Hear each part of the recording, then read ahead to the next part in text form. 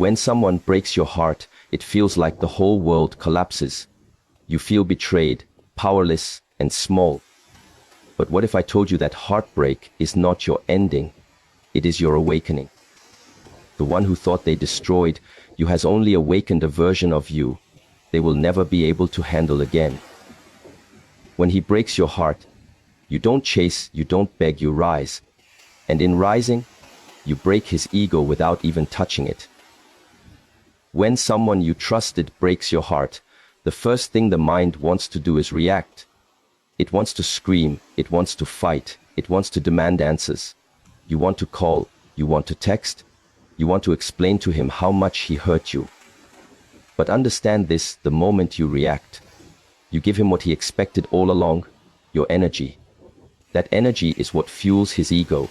He may not consciously say it, but deep down, the ego thrives when you beg, when you chase, when you demand. And so the most powerful response is no response at all. Detachment is not coldness, it is wisdom.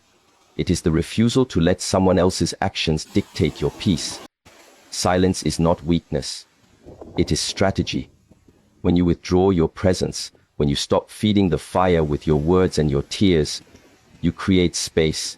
And in that space, he begins to feel the absence of your energy. You see, most people don't realize the value of something until it is no longer accessible. As long as you are available, as long as you are explaining and proving, his ego feels secure. But the moment you detach, the moment you close the door without needing him to see what's behind it, his ego trembles. Do not confuse detachment with indifference. You are not pretending that you do not feel the pain. You feel it fully, but you refuse to express it in a way that feeds his control. You choose to sit with it in silence. You choose to let it transform you quietly, instead of letting it make you desperate. That is the true meaning of regaining power. You cannot control what he did to you, but you can control what you give back. And sometimes, the most devastating thing you can give back is nothing. Detachment is a mirror. It forces him to look at himself without the reflection of your emotions. He no longer has the comfort of your reactions to reassure him of his importance. He no longer has your tears to confirm that he still holds power over you. He is left with himself, with his choices, and with the emptiness of not having access to your energy anymore. That silence becomes louder than any words you could ever say. But you must be patient. Detachment is not about immediate results. It is not about punishing him or manipulating him. It is about reclaiming your peace and allowing time to reveal the truth. The ego thrives on attention. When it no longer receives it, it starts to question itself. And as he questions himself, you are no longer bound to the cycle of reaction and pain. You rise quietly, and you rise consistently. The real challenge is to resist the urge to break your own silence. There will be nights when you want to reach out, mornings when you feel the pull to explain yourself.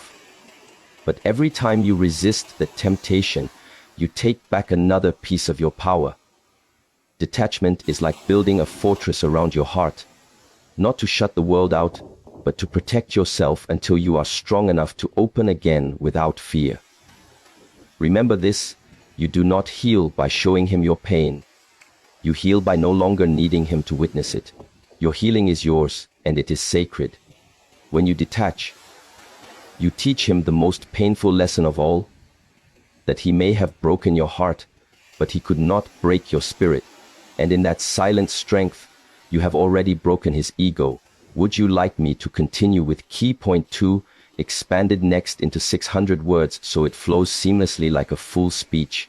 Pain has two directions. It can either bury you or it can build you. When your heart is broken, the pain feels unbearable. But what most people do not realize is that this same pain carries the fuel that can transform you.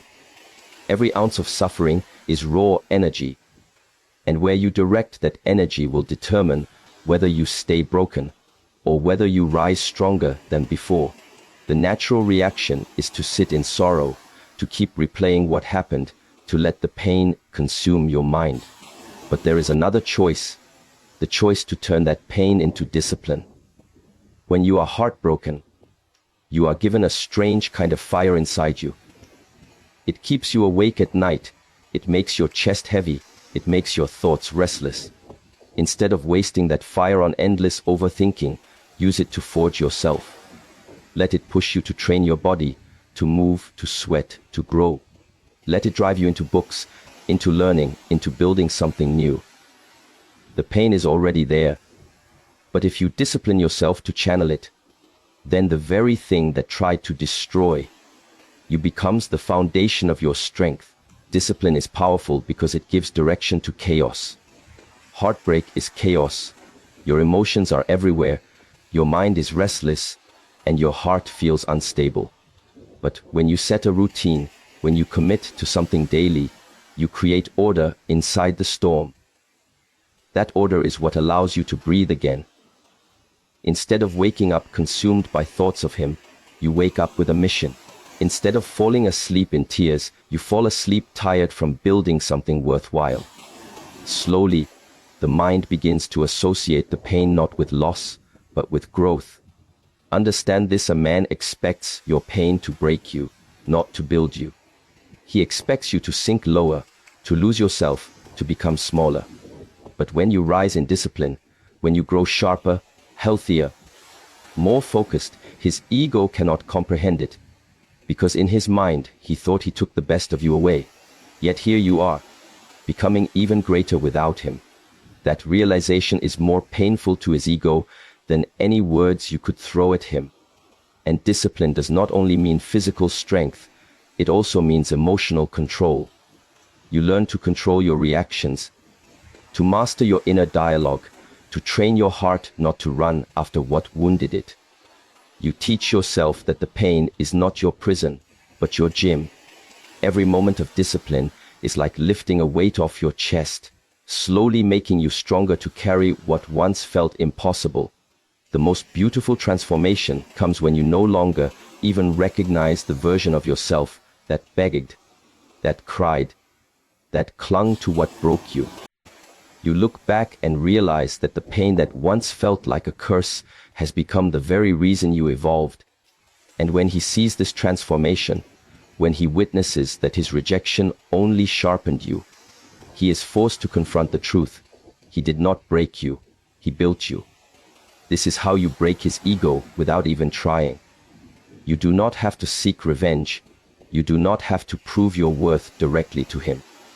You simply take the pain and discipline yourself into someone he cannot reach anymore.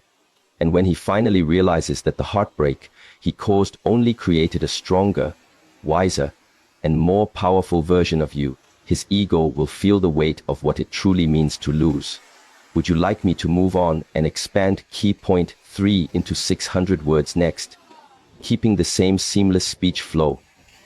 One of the most destructive traps after heartbreak is the urge to compete for his attention. You feel this deep pull to show him what he lost, to prove to him that you are still worthy, to make him see that he made a mistake. But this is exactly what feeds his ego. His power does not come from love. It comes from the control he feels when he knows you are still fighting for his validation. Every attempt to win him back, every effort to be noticed, every silent competition with whoever may be around him only makes his ego grow stronger. The real power lies in refusing to compete at all. When you no longer place yourself in the game, you cannot lose. Think about it: a man expects that when he pulls away, you will chase. He expects that when he withholds his affection, you will double yours. He expects that when he shows indifference, you will try harder. That is how his ego keeps him comfortable. But when you do not respond in that way, when you refuse to beg, when you do not show jealousy, when you do not fight for the spot he thought you would always cling to, his ego begins to shrink. He starts to question himself, because suddenly the script he was relying on no longer works. What you need to realize is that competing for someone's attention is another way of saying, I am not enough as I am, so I must prove my value. But your value was never meant to be proven. It was meant to be recognized. If a man cannot recognize it, then it is not your job to convince him. The moment you stop performing for his acknowledgement, you reclaim your dignity. That dignity is like a mirror, and when he sees you no longer bending, no longer trying, no longer needing his approval, he is left staring at his own emptiness. This does not mean you stop caring about yourself, it means you redirect the energy. Instead of competing with his new distractions, you compete only with your past self. You start pouring energy into becoming healthier, sharper, more focused, more at peace. You allow yourself to glow not because you want him to regret losing you, but because you want yourself to feel alive again. Ironically, that glow is exactly what makes his ego panic, because while he expected you to shrink, you expanded. While he expected you to fall behind, you moved ahead. The truth is, the ego cannot survive without control. And when you no longer play the game of proving yourself, he loses that control. He may test you. He may try to provoke you.